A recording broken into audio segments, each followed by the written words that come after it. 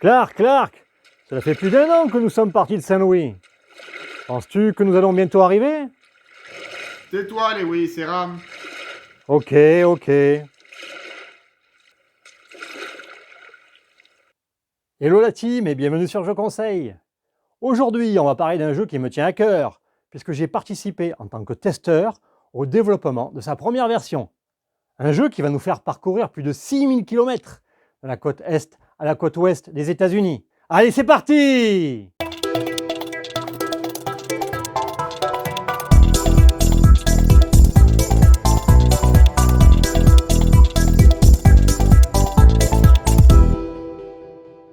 Et ce jeu, c'est Lewis et Clark de l'auteur Cédric Chaboussy, illustré par Vincent Dutré et édité chez Ludonote en 2013, puis dans sa nouvelle version en 2020. Dans Lewis et Clark, vous allez prendre la tête d'une expédition qui doit traverser le continent américain afin d'être la première à atteindre la côte ouest, côté Pacifique. En effet, le jeu retrace les rencontres et périples de ce célèbre voyage du début 19e, qui a permis de découvrir et d'explorer cette partie peu connue à l'époque de l'Ouest sauvage. Allez, on va regarder tout ça ensemble. Et voici Lewis et Clark dans sa nouvelle version. Cette version bénéficie de quelques modifications que je vais vous présenter. Je terminerai d'ailleurs par une comparaison entre l'ancienne et la nouvelle version. J'ai réalisé la mise en place pour 3 personnes. Et avec 12 pions indiens dans le stock, il n'en reste que 8, car les pions indiens posés sur emplacement nouvel arrivant et sur les 3 plateaux expédition proviennent du stock, et non des indiens restant dans la boîte. Les cartes personnages sont placées suivant leur force, mais seulement à la mise en place, c'est-à-dire les plus faibles en bas et les plus fortes en haut. Ici, 1, 2, 2 et 3. Et voici les règles importantes à ne pas oublier. À votre tour, vous devez réaliser une action principale et vous pouvez faire 2 phases facultatives, avant ou après votre action principale. Ces 2 phases facultatives sont recrutement et campement. Contrairement aux actions sur un arc de cercle, vous ne pouvez réaliser une action principale sur un cercle complet du village que si ce cercle est vide. Vous pouvez poser jusqu'à 3 pions indiens sur l'action d'un arc de cercle, ce qui vous permet de réaliser jusqu'à 3 fois l'action. Il est autorisé de ne réaliser qu'une partie des activations d'une carte ou d'un bénéfice. Ici, violet fait l'action chasse et ne prend que la ressource viande pour ne pas se pénaliser en temps par ses bateaux. À tout moment, vous pouvez réorganiser les ressources et les indiens présents dans votre expédition, mais vous n'avez pas le droit de les jeter par-dessus bord. Il y a une exception. Si tous vos bateaux sont remplis pendant une action de collecte, vous pouvez défausser les ressources de votre choix sur vos bateaux pour poser les nouvelles ressources collectées. L'action chamanisme permet de copier une carte personnage actif n'importe où sur la table, mais avec seulement une force de 1.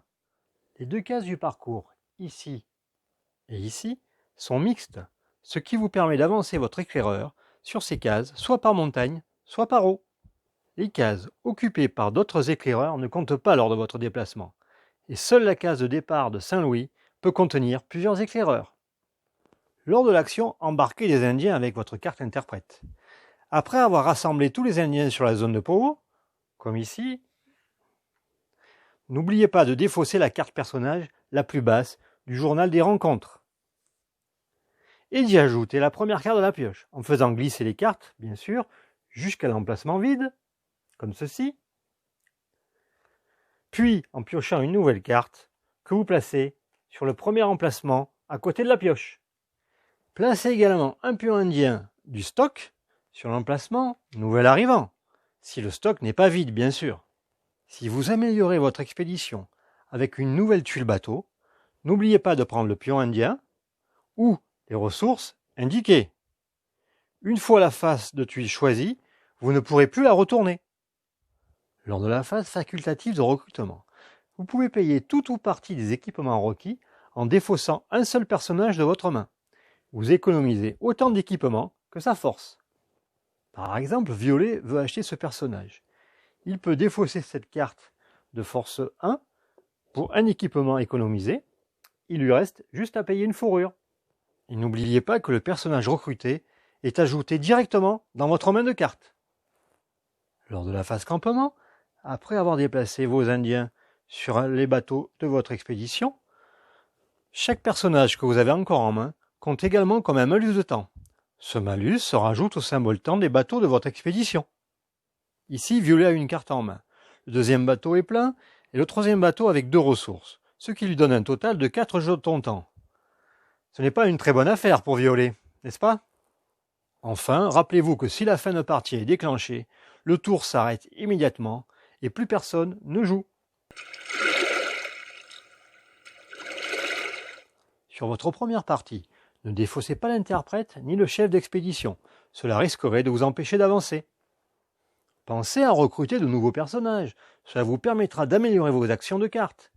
Et n'oubliez pas que vous pouvez payer tout ou partie des équipements requis en défaussant un personnage de votre main. Améliorez votre expédition en récupérant au moins 1 ou 2 tuiles pendant la partie. Non seulement elles vous donneront un bonus immédiat, mais en plus elles vous permettront de stocker des ressources sans pénalité de temps. Surveillez les cartes posées de vos voisins directs, afin de maximiser votre action de collecte des ressources primaires. En fin de partie, pensez à optimiser votre main de cartes avec l'action « Départ », qui vous permet de défausser jusqu'à 3 cartes qui vous paraissent inutiles. Cela vous permettra d'avoir une main de cartes bien plus réduite jusqu'à chaque phase de campement. Essayez d'avoir un nombre de cartes paires en main. Cela vous permettra de toutes les poser, sinon, à la phase de campement, vous serez obligé de prendre un jeton temps. La meilleure configuration pour moi est celle avec 3 personnes. Mais le jeu se joue très bien aussi à 2 ou 4. Les parties à 5 demandent que l'ensemble des personnes autour de la table connaissent bien le jeu. Sinon, cela vous demandera trop de temps et vous perdrez en fluidité et dynamique. À noter que la variante solitaire proposée fonctionne très bien et n'est pas facile à gagner d'ailleurs. Les cartes personnages de Lewis et Clark permettent de nombreux combos. C'est toute la richesse du jeu également. Vous en trouverez certainement de nombreuses, voici une classique. Avec de l'équipement, vous récupérez du cheval, et avec du cheval, vous pouvez vous déplacer dans la rivière et ou dans la montagne. Pour terminer, sachez que cette nouvelle version ne modifie pas fondamentalement le jeu de l'ancienne version. Elle ajuste quelques cartes personnages et rend plus dynamique le fonctionnement de la phase campement. À noter que les anciennes tuiles 3 indiens et 5 ressources ont été enlevées de cette nouvelle version. Voici d'ailleurs les plateaux des 2 versions du jeu, avec les différences sur les points de départ et sur les points d'arrivée. Et si vous avez la première version, un kit upgrade sera disponible en vente prochainement. Et vous pouvez également le trouver en print and play sur le site Ludonote. Je mettrai le lien dans la description de la vidéo, ainsi que les liens sur la FAQ du jeu et les aides pour vos parties. Voilà, ce que j'apprécie dans Lewis et Clark, c'est la mécanique de piste de course, habilement utilisée à la place des classiques points de victoire. J'apprécie également son côté optimisation et combo de cartes, mélangeant les mécanismes gestion de ressources et gestion de main, le tout dans un univers très bien retranscrit et avec des illustrations magnifiques. D'ailleurs, n'hésitez pas à lire en fin du livre de règles toute l'histoire de l'expédition et la description des personnages. Rien de tel pour vous mettre dans l'ambiance. Et puis cela permet d'appréhender l'énorme travail réalisé afin que le thème soit en totale adéquation avec le jeu. Et je vous mets en descriptif un lien vers une vidéo qui présente ce fabuleux voyage de 6700 km. Au final, on a avec cette nouvelle version un jeu qui garde toutes ses qualités et qui s'est bonifié grâce à quelques ajustements bien pensés. Un peu comme une bonne barrique de whisky avec le temps. Allez, on n'est pas encore arrivé, faut que je retourne ramer. Et à bientôt sur Je Conseille.